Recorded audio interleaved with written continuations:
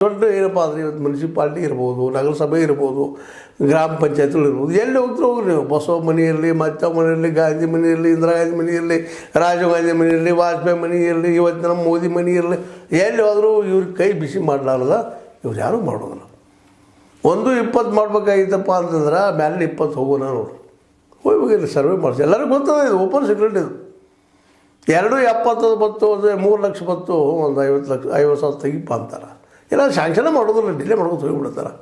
ನಾಳೆ ಬಾ, ನಾಡದು ಬಾ, ಅಡ್ಡಾಡ್ಸು. ಇದು ಭಯದಿಂದ ಜನ ಹೆಚ್ಚು ಬಿಟ್ಬಿಟ್ಟಾರೆ. ಮನೆ ಬ್ಯಾಡ ಹೋಗೋ ಮರ ಅದನ್ನ ಮಾಡ್ತೀರಿ ಅಂತೇಳಿ ಶೌಚಾಲಯ ಕಟ್ಟಿದಾರ ದುಡ್ಡು ವಸೂಲು ಮಾಡೋ ಸುಸಲುವಾಗಿ ವಜ್ಜಾಡ್ ಸಾಯ್ತಾರೆ.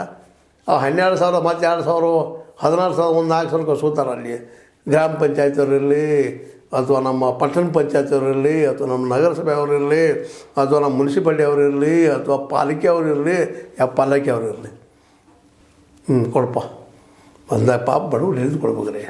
ಮುಂಜಾನೆ ಸಂಜೆ ನಾವು ದುಡಿದ್ರೆ ಇವತ್ತು 300 ರೂಪಾಯಿ ಪಗಾರ ಬಿಡೋದಿಲ್ಲ. ಮನೆ ನಡಿಬೇಕು. ಮ್ಯಾಲ ನಮ್ಮ ಸರ್ಕಾರಗಳು ಶರ್ಯದು ಚಲ ಹಚ್ಚಿಬಿಟ್ಟಾರೆ ಎಲ್ಲರಿಗೂ, ಗಂಡು ಮಕ್ಕಳಿಗೆ ಶರೆ ತಂಬಾಕ ಸೇದೋದು, ಹೆಣ್ಮಕ್ಳು ಸೇದಿದ್ದಾವೆ ಅಂದಾಗ ಆ ಮನುಷ್ಯ ಪಾಪ ಏನು ಉಳಿಸ್ಕೊಳಿಸ್ತಾನ, ಮನೆ ಕಡ್ತಾನ ಸಾಧ್ಯ. ಅದಕ್ಕೆ ನಿರಾಸಕ್ತಿ ಆಗೈತ್ರಿ. ಇದು ಬೇಸಕ್ತಾಗೆ. ಅದಕ್ಕಿರೋ ಒಂದೇ ಪರಿಹಾರ ಏನಪ್ಪ ಅಂದ್ರೆ ಅಲ್ಲಿ ಉದ್ಯೋಗ ಸೃಷ್ಟಿ ಮಾಡೋದು. ಉದ್ಯೋಗ ಸೃಷ್ಟಿ ಮಾಡೋಕೆ ಆಗ್ತೈತಿ ನಿಮ್ಗೆ? ಇಲ್ಲ, ಎಲ್ಲ ಪ್ರೈವೇಟ್ದವ್ರಿಗೆ ಕೊಟ್ಬಿಟ್ರೆ ಎಲ್ಲ ಹೋದ ಎಲ್ಲಿ ಸ್ವಲ್ಪ ನೀನು ಕಾರ್ಪೊರೇಟ್ ಅಂತೇಳಿ ಎಲ್ಲ ಅದಾನೆ ಅಮ್ಮಲ್ಲಿ ಹೇಳ್ದವ್ರಿಗೆ ಯಾಕಂದ್ರೆ ರೈಲ್ವೆ ತೋಲ ಮಾಡಿ ಮಾಡ ಕಾರ್ಖಾನೆಗಳು ನೀವು ತೋರಿಪ್ಪ ಮಾಡಿರಿ, ನಮ್ಗೆ ಉದ್ಯೋಗ ಕೊಡ್ರಿ. ಅವ್ರು ಯಾಕೆ ಮಾಡ್ತಾರೆ? ದುಡ್ಡು ಹಾಕ್ತೀವಿ. ಅವರು ಲಾಸ್ ಆದ ಯಾಕೆ ಮಾಡ್ತಾರೆ? ಅವರು ತಮಗೆ ಎಷ್ಟು ಬೇಕಷ್ಟು ಕಾರ್ಮಿಕರು ತೊಗೋತಾರೆ. ಅದು ಕಾಂಟ್ರಾಕ್ಟ್ ಲೇಬರರ್. ಇವತ್ತು ಬ್ಯಾಡದು ನಾಳೆ ಬಿಟ್ಟು ಬಿಡೋದು. ಅವ್ರು ಹಿಂಗಿರ್ತಾರೆ. ಅವ್ರು ಯಾವ ಸೆಕ್ಯೂರಿಟಿ ಇಲ್ಲ. ಲೇಬರ್ ಆ್ಯಕ್ಟ್ಗಳಲ್ಲಿ ಎಲ್ಲೂ ಅಪ್ಲೈ ಆಗೋದಿಲ್ಲ. ಅಂಥವ್ರು ತೊಗೊಂಡು ಕೆಲಸ ಮಾಡಿಸ್ಕೊತಾರೆ, ಕಡಿಮೆ ಪಗಾರ ಕೊಡ್ತಾರೆ.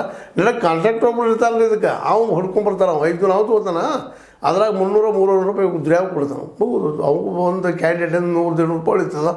ಅಂಥ ಒಂದು 20 ದಿನ ಒಂದು ಎಷ್ಟು ಅಂತ ಕೆಲಸ ರೀ. ದಿನ 2,000-3,000 ರೂಪಾಯಿ ಅಂತ ಆರಾಮ್ ನಡೀತಾರೆ. ಆ ಕಾಂಟ್ರಾಕ್ಟರ್ಗಳು ಇಂಥ ಮನೆಗಳು ಮಾತು ಕಳಿಸ್ತಾರೆ. ಅವರು ಇಲ್ಲಿ ಅಂಥ ಮನೆಯೇ ಈ ಬಡವರು ಸಿಗಬೇಕಾದ ಮನೆಗಳನ್ನ ಅವ್ರು ಬಡ್ಕೊಂಡು ತಟ್ಟಾಗಿಬಿಡ್ತಾರೆ. ಅವ್ರಿಗೂ BPL ಕಾರ್ಡ್ ಇರ್ತದೆ, ಮತ್ತೊಂದು ಇರ್ತದೆ, ಹೊಡ್ಕೊಂಡು ತಟ್ಟಾಗಿಬಿಡ್ತಾರೆ. ಅಂದ್ರೆ ಒಟ್ಟು ಇಡೀ ವ್ಯವಸ್ಥೆ ಭ್ರಷ್ಟ ಆಗಿಬಿಟ್ಟದ. ಹೀಗಾಗಿ ಪಾಪ ಬಡವರು ಎಷ್ಟು ಮಂದಿ ಇದ್ದಾರಪ್ಪ ಇಲ್ಲೇ. ಮಧ್ಯಮ ವರ್ಗ, ಮಧ್ಯಮ ವರ್ಗ ಎಲ್ಲ ನಡ್ಕೊಂಡು ಹೈಯರ್ ವರ್ಗ, ಹೈಯರ್ ಕಾಸ್ಟ್ ಅವರೆಲ್ಲ ನಡ್ಕೊಂಡು ದುಡ್ಡು ಇದ್ದಂಥವ್ರು ಒಂದೊಂದು 10-15% ಜನ ಅದಾರ. ಆ 10-15 ಬಿಟ್ಟು 20% ಇಟ್ರಿ, 20% ಅಷ್ಟೇ ಮನೆ ಕಟ್ಟಿಸ್ತಾರೆ.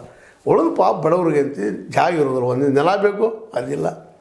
ಎರಡನೇದಾಗಿ ಒಂದು ಕೈ ಒಂದು 5-6 ಲಕ್ಷ ರೂಪಾಯಿ ಬೇಕು, ಅದಿಲ್ಲ. ಅದ ಬರೀ 1-20 ಸಲುವಾಗಿ